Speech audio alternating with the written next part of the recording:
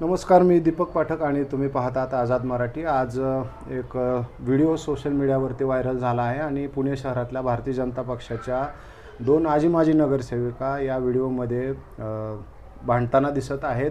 अतिशय मोठ्या प्रमाणावरती हे भांडण महापालिकेमध्ये सुरू आहे हे दिसतंय। यापैकी एक माजी नगरसेविका राजश्री काळे आपल्यासोबत आहेत, ज्यांनी ज्या या व्हिडिओमध्ये दिसत आहेत, आणि दुसऱ्या आहेत त्या नगरसेविका चिमटेताई आहेत। तर त्यांच्यामध्ये हा सगळा वाद होता, नेमका काय विषय होता आणि हा एवढा वाद टोकाला का गेला, शिवीगाळपर्यंत प्रकरण का गेलं, हे त्यांच्याकडनं स्वतः जाणून घेऊयात। ताई, नेमका काय प्रकार घडला? काय झालं भाऊ, आत्ता जो आर धोत्रे म्हणून ठेकेदार आहे तो मागच्या वेळेस त्यांनी काम केलं होतं वसतिगृहामध्ये, तर त्यांनी फार घाणेरडं काम केलेलं होतं। तर त्या कामासाठी थोडंसं माझं त्याच्या विरोधात चाललेलं होतं, मी पत्र द्यायला गेले। कोणत्या वसतिगृहाबद्दल? आपल्या आदिवासी मागासवर्गीय मुलींच्या वसतिगृहासाठी बाणेरले आहे, आणि त्याचा पाठपुरावा मी 2018 पासून करत आहे, नगरसेवक जशी झाली तशी। ह्याच्यामध्ये मला मुरल्यांना मोहोळ, त्याचबरोबर श्रीनाथ भीमाले, गणेश बिडगर यांनी खूप मदत केलेली आहे। आज पक्षामध्ये पाहिलं तर ह्या लोकांनी तेव्हाही मदत केली आणि मला आताही मदत करत आहेत। मी नगरसेवक नसतानाही त्यांनी मला बजेट दिलेलं आहे, ह्या गोष्टी त्यांचे मी आभारीच आहे। पण आता निवडून ज्या आलेल्या आहेत नगरसेविका रोहिणीताई चिमटे, भारतीय जनता पार्टीचेच आमच्या आहेत। पण मला असं सांगायचं, असं दुर्दैव सांगावं असं वाटतंय की हे फक्त ह्या 5 टर्म नगरसेविका होत्या, तर ह्यांनी कधीही एक आदिवासी मागासवर्गीयासाठी एक खंब उभा केला नाही।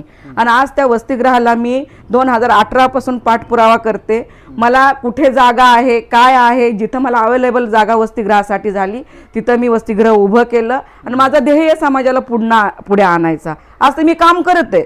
मी कधीही माझा स्वतःचा स्वार्थ पाहिलेला नाही। आणि आज त्यांनी डायरेक्टली येऊन बोलले की नाही, आर धोत्रेला काम मिळालं पाहिजे, त्याची वर्क ऑर्डर झालीच पाहिजे, काम चांगलं व्हावं ही माझा दृष्टिकोन आहे, काम झालंच पाहिजे ही माझं हेतू आहे। आणि मला म्हणजे काम जितकं लवकर होईल तितकं माझ्यासाठी चांगलंच आहे ना।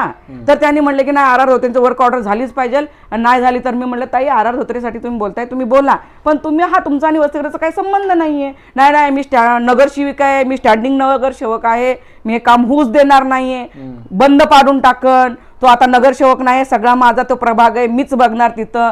म्हणजे हे मीपणा जो आलेला आहे ते कशासाठी? आमचे भारतीय जनता पार्टीमध्ये हे चालत नाही। हे नगरसेवक आमच्याकडे आलेले आहेत ना, ह्यांनी सबुरीने घ्यावं ना, तुम्हाला काय करायचंय, नाही मला त्या टक्केवारी पाहिजे, मग ह्यांचा सगळा हेतू टक्केवारीवरती चालू आहे। टक्केवारी पाहिजे असं कोण म्हणाल? त्या स्वतःच कारण कंटिन्यू त्या अधिकाऱ्यांना तिथं आल्या, तिथं म्हणजे ठेकेदारांना पाठीशी घालणं म्हणजे टक्केवारी आलीच। पण असं त्या स्वतः बोलल्या त्या।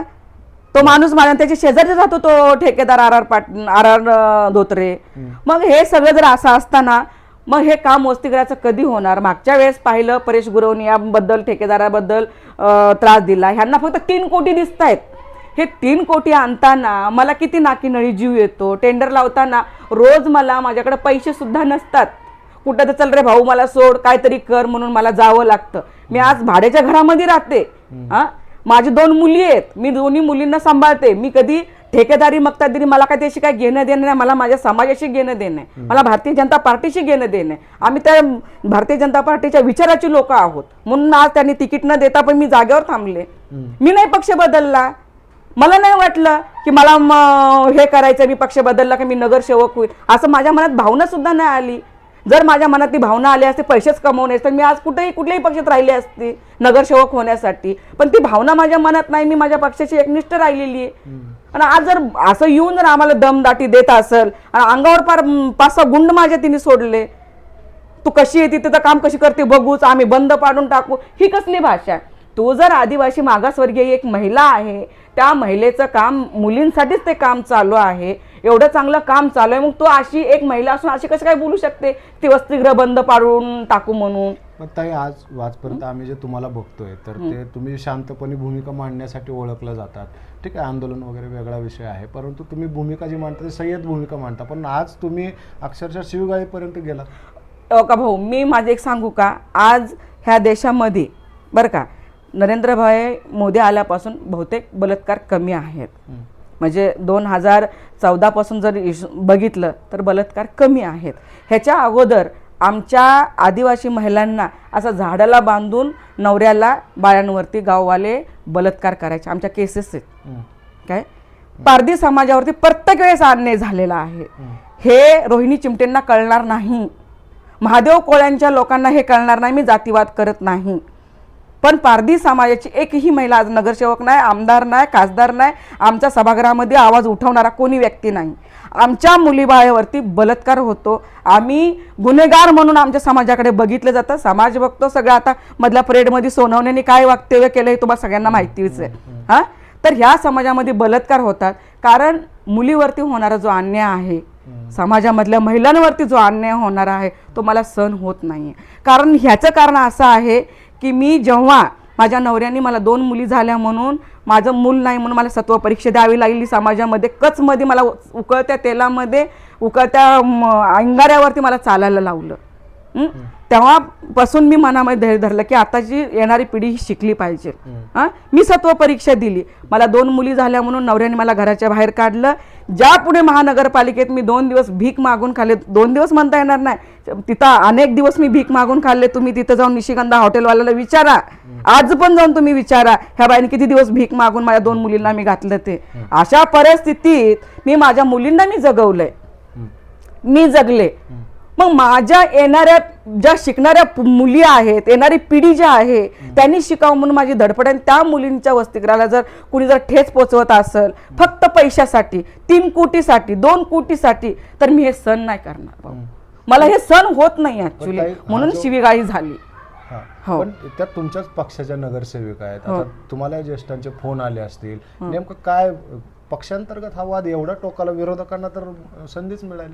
सर एक सांगू का सर, ह्याच्यामध्ये मी पक्ष ह्याच्यामध्ये दोषी नाहीये. दोषी व्यक्ती आहे, प्रवृत्ती आहे, व्यक्ती आहे. ह्यांची मनोबल कसे, माझे एवढे पैसे गेले, मी एवढे कमवले पाहिजे. मी आता ह्यांची प्रॉपर्टी काढा, कितीतरी प्रॉपर्टी आहे ह्यांची. ह्यांनी कधी समाजासाठी एखादा मेळावा घेतला का? रोहिणी चिमटे इतक्या वेळेस नगरसेवक होते, एखादा मेळावा घेतला का? समाजासाठी कधी यांनी एक आंदोलन केलं का? ह्यांनी हे करावं. ह्याच्यामध्ये पक्षाचा काय संबंध? पक्ष म्हणत नाहीये की तुम्ही समाजासाठी हे करू नका, ते करू नका. उलट पक्ष भारतीय जनता पार्टी आम्हाला सपोर्टच करते. आज माझ्यासारख्या महिलेला 1 एकर जमीन मुरली अण्णा मोहन, चंद्रकांत दादा पाटील असतील, इव्हन आमचे भीमाले साहेब असतील, श्रीकांत भीमाले, बिडगर साहेबांनी, धीरज घाटे साहेबांनी मला मदतच केलेली आहे. प्रत्येक वेळेस त्यांनी मला, आता परवा दिवशी सुद्धा मला भीमाले साहेबांनी टेंडर मंजूर करून दिलं. स्टँडिंग मध्ये एक मेसेजवरती त्यांनी टेंडर मंजूर करून दिलं. मग ह्या सगळ्या गोष्टी असताना असल्या प्रवृत्तीच्या महिलांनी येऊन त्या कामाला काम होऊ देणार नाही म्हटल्यानंतर मी काय करायला पाहिजे? माझ्या ठिकाणी एखादी दुसरी स्त्री राहिली असतं, तिने काय केलं असतं? महिलेच्या विरोधात महिलांनी लढू नये हे मला कळतं ना. त्यांना का कळत नाही? त्या नगरसेविका झालेले आहेत ना, 2-4 टर्म त्यांनी नगरसेवक भोगलेले आहे. मग त्यांना असं वाटत नाही का त्यांनी कुठल्या बेसवर म्हणलं की हे मी बंद पाडून टाकन, मी स्टँडिंग नगरसेवक आहे? ही कुठली भाषा? त्यांच्या पाठीमागे 4-5 गुंड, ही कुठली भाषा? म्हणजे मी एकटे, त्यांनी पण शिव्या घातले. हो, त्यांनी पण मला शिव्या घातल्या. आई घाली म्हटलं तो मला, तू कशी तिथं मानेर मध्ये येते बघतो, तुझ्या पाऊल तर टाकून बघ, तुला आम्ही तुझे पाय नाही तोडले तर आम्हाला सांग. असली भाषा पार वापरली. हे काय भारतीय जनता पार्टी आमची नाही शिकवत त्यांना की असं बोला म्हणून? ही यांची प्रवृत्ती आहे, नीच प्रवृत्ती आहे ह्यांची. तुमच्या बोलण्यात आता आलं की इलेक्शन मध्ये खर्च केलाय, ते उकळण्याचं काम सुरू आहे आता. मला काय कुणाबद्दल बोलायचं हे नाहीये. शेवटी पॅम्पलेटला पैसे लागतात, शेवटी मुलांना प्रचाराला घेऊन जाताना पैसे लागतात, खाण्यापिण्याला खर्च लागतो. हा खर्च लागतोच, प्रत्येकाला लागतो खर्च. असं नाहीये की पक्षांनी नगरसेवकांनी पैसे वाटले किंवा अशातला भाग काही नाहीये. ह्याच्यामध्ये एवढंच आहे की जो काही खर्च ह्यांचा काय झाला असेल, पॅम्पलेट असेल, पत्रकं असतील, जे काय वाटण्यासाठी, मुलांना खर्च, फिरण्यासाठी गाड्या असतील, ह्याच्यासाठी जो खर्च झालेला जर ह्याच्यामधनं ह्यांना लगेचच्या गरमागरम मध्ये जर काढायचा तर हे चुकीचं आहे ना. आणि कुठल्या ह्याच्यातून तुम्ही काढताय? मागासवर्गीय वसतिगृहामधनं, मुलीच्या वसतिगृहामधनं लाज वाटली पाहिजे ना. दुःखाची गोष्ट आहे ही, दुर्दैवाची गोष्ट आहे ही. आणि तुम्ही आदिवासी मागासवर्गीयच्या महिला आहात, असं वागणं त्यांना तरी शोभलं पाहिजे. तुम्ही याबाबत काय पक्ष नेतृत्वाशी बोलला का, तक्रार केली? भीमालेंकडे मी, श्रीनाथ भीमालेंकडे गेले. मी सभागृह नेत्यांकडे जायचं होतं. सभागृह नेत्यांची माझी 5 मिनिटात चुकामुक झाली. पण श्रीनाथ भीमालेंनी खरोखर त्यांनी म्हणजे चांगलीच बाजू घेतली माझी. ते स्वतः म्हणले की ताई तुमचं एवढं कष्ट आहे ना, असं कसं काय रोहिणीताई बोलल्या, असं कसं काय रोहिणीताई चिमटे वागल्या. त्यांना बोलवून घेऊन त्यांना जाब पण त्यांनी विचारला शरणात भीमाले.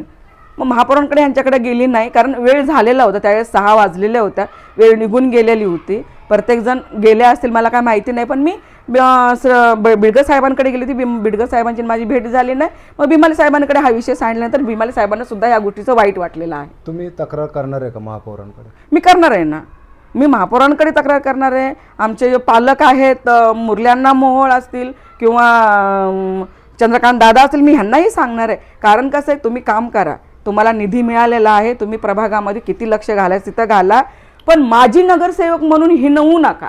प्रत्येक जण नगरसेवक कुठल्या ना कुठल्या परिस्थितीतून झालेले असतात. काय त्यांचं कुणाचं ना कुणाचं काही ना काही तरी स्वप्न असतं, ड्रीम असतं, काहीतरी काम करण्याची वृत्ती असते. त्या नगरसेवक झाले नाही म्हणजे पक्षाने तिकीट दिलं नाही म्हणून झालं नाही, अशातला भाग नाही. पक्षासाठी त्यांनी माघार घेतलेला पाऊल असतो, पक्षासाठी सहानुभूती दाखवलेली असते. पक्षाचा निर्णय अंतिम निर्णय, पक्षाचा निर्णय हा अंतिम निर्णय आम्ही मांडलेला आहे, त्याचा फायदा ह्यांनी घेऊ नये. अच्छा, हो, तुम्हाला म्हणायचं की हिनवलं जातं, तुम्हाला हिनवलंच जातं ना आम्हाला. आज हिनवलंच गेलं आम्हाला, डायरेक्टली मला हिनवलं गेलं. म्हणजे त्यांना असं वाटलं की पक्षश्रेष्ठीच्या माझ्या डोक्यावरती हातच नाहीये म्हणून मला तिकीटच दिलं नाहीये. मी राष्ट्रवादीमधून इथं आली, मला तिकीट मिळालं, मी नगरसेवक झाली, म्हणजे माझा प्रभाग, मी स्टँडिंग नगरसेवक. ही जी आरारावची भाषा होती, जी गुरमीची भाषा होती, ती हे पटलेलं नाहीये. कारण एक स्त्री म्हणून मी सहन करूच नाही शकले मी. बरं, आता शेवटी तुमची मागणी काय असणार आहे? माझी मागणी आहे की अशा प्रवृत्तीला थांबवलं पाहिजे. आणि ह्या सगळ्या तुमच्या भांडणामध्ये मी मुख्य विषय तर बाजूलाच राहतोय ना, जो वसतिगृहाचा विषय आहे, एवढे दिवस झाला पेंडिंग आहे विषय, तो कधी मार्गी लागणार? हे शासकीय लेवलचं काम आहे. शासकीय लोक पटापट लवकर कामं करत नाहीयेत. वित्त समिती आली, परत ते दुसरी कुठल्या समित्या आहे, स्थायी समिती आहे, अजून कुठली तरी एक समिती आणून ठेवल्या. ह्या समित्यामध्ये एक फाईल 400 वेळा फिरते. पण एवढा उशीर कधीपासून काम हो का? तुम्ही आज मार्चला जर आलं बजेट, तर 400 टेबलला फिरून फाईल ते कुठेतरी डिसेंबरमध्ये, सप्टेंबर, ऑक्टोबर, डिसेंबरमध्ये ते टेंडरला लागतं. मग तिची वर्क ऑर्डर व्हायला जानेवारी, फेब्रुवारी, मार्च उजडला, अजून वर्क ऑर्डर नाही झालेली, झाली नाही. पण ह्याच्यामध्ये ज्या ठेकेदारांनी भरलेले त्या ठेकेदारांचे फोटो तुम्हाला मी पाठवलेले आहेत. फोटो बघा त्या ठेकेदारांनी कसले कामं केलेले आहेत. तुम्ही ज्या ठेकेदारांवरती आरोप करताय, अतिशय गचाळ पद्धतीनं काम केलं असं म्हणताय, काय कशी कामाची पद्धत आहे त्यांची? साहेब काय केलं त्यांनी, सगळ्या जे भिंत आहे ना, भिंतीतनं सिमेंट चांगलं वापरलं गेलेलं नाहीये. सिमेंटला असं हे केलं ना, सगळं सिमेंट बदाबदा पडतंय. पावसाचं पाणी सगळं पाया इतकं एवढं पाणी आतमध्ये रूम मध्ये येतंय. मग आज मागासवर्गीयांचं वसतिगृह आहे म्हणून तुम्ही कसंही बांधकाम करता. उद्या जर तिथं काय कमी जास्त झालं तर ह्याला जबाबदार कोण? कुणाला धरणार साहेब मी? म्हणूनच मी आज हे जी परिस्थिती तुम्ही सांगताय वसतिगृहाची, जे ठेकेदारामुळे आहे, म्हणूनच माझी कायम मागणी अधिकाऱ्यांकडे माझी कायम मागणी असते की साहेब चांगला ठेकेदार द्या, चांगलं काम करा. कायम माझी मागणी असते. ते बसवंती म्हणून ठेकेदार होता, त्या ठेकेदाराने खालची सगळी वाट लावून टाकली. त्या ठेकेदारांकडनं पैसे भरून घेतलेत महानगरपालिकेने, का त्याला ब्लॅकलिस्ट केला नाही? ह्या RR धोत्रेबद्दल सुद्धा मी तक्रार केलेली आहे, तरी सुद्धा तो बिलोनी आला, बिलोनी भरलं. आम्हाला ठेकेदारांचे काही घेणं देणं नाही, बिलोनी भरलं. बिलोनी भरल्यानंतर असल्या घाणेरड्या ह्याचं काम केलं सगळं, त्याला कुणाला आम्ही जबाबदार धरणार? कारण तिथला इंजिनियर बदललेला असतो, ठेकेदार बदललेला असतो, अधिकारी बदललेला असतो. त्या वसतिगृहाला काय चव आहे? काय हे तुमच्यामध्ये काय नवा जुना असा वाद आहे का भारतीय जनता पक्ष? नाही, हो का, त्यांचा आणि माझा कसलाही वाद नाहीये. काय ज्यावेळेस त्या नगरसेविका होत्या त्यावेळेस मी कार्यकर्ती होते. आम्ही आंदोलन जेव्हा केलं, मूक मोर्चा आदिवासी आंदोलन केलं, त्यावेळेस यांनी बॉडीगार्ड वगैरे घेऊन यायची ह्यांना पद्धत आहे. जे काय गाववाल्या विरोधात बॉडीगार्ड घेणं, फिरणं, करणं, हे जे ह्यांची प्रवृत्ती ते ह्यांच्या आहे. माझं तिचा काही वाद नाही. त्याच्या घराला घर माझं नाही ना, त्याच्या तिथं जाऊन मी राहत नाही. मी राहायला दत्तवाडीमध्ये, ती बाणेरमध्ये. मला भारतीय जनता पार्टीने तिकीट दिलं, कुठेतरी गोखलेनगर, शिवाजीनगर ह्या भागामध्ये आरक्षण पडलं, तिथं मी निवडून आले, समाजासाठी काम केलं. आज हे वर्षोनवर्ष नगरसेवक असून ना समाजासाठी चांगलं काम करतात, ना समाजाला ओळख ह्यांची आहे काय? आज द्रुपदी मॅडमनी आज राष्ट्रपती आहेत, त्यांनी माझ्या कामाची दखल घेऊन त्यांनी मला दिल्लीमध्ये बोलवलं, निमंत्रण देऊन आज त्यांनी माझा सन्मान केला माझ्या कामाची पावती घेऊन.